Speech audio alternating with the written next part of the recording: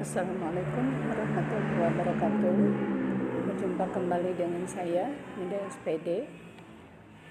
Pada kesempatan ini, saya akan mengemukakan tentang menggali nilai sejarah bangsa lewat cerita pendek, yaitu mengenai menganalisis unsur-unsur intrinsik pembangun cerita pendek.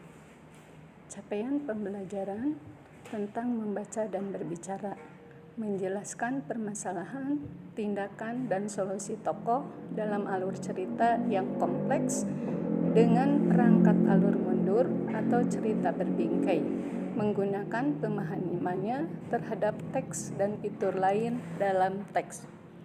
Tujuan pembelajaran, peserta didik mampu memahami teks narasi berupa teks cerita pendek dengan menganalisis unsur-unsur intrinsiknya seperti alur, sudut pandang, serta tokoh dan konflik yang dihadapinya.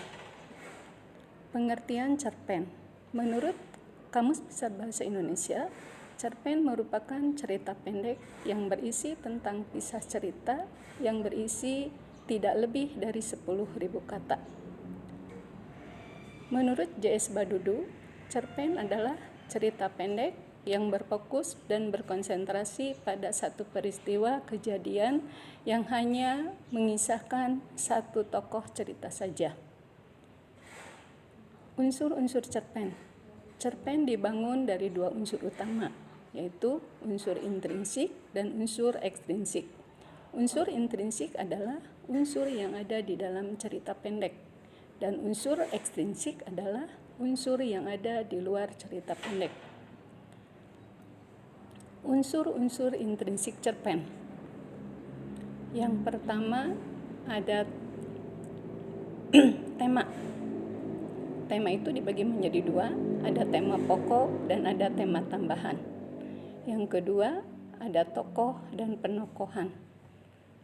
Tokoh terdiri dari tokoh utama dan tokoh pendukung. Yang kedua ada penokohan.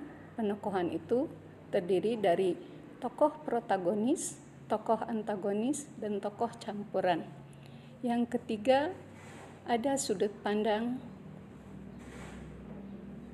Yang pertama, sudut pandang orang pertama atau disebut dengan akuan.